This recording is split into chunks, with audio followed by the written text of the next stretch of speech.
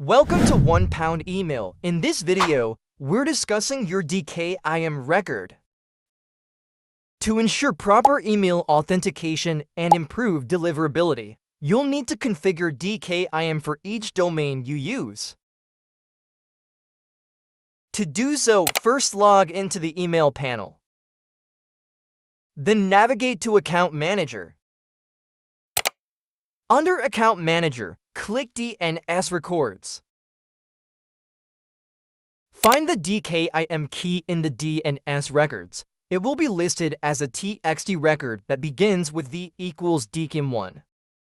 Copy the entire DKIM key and add it to your DNS provider.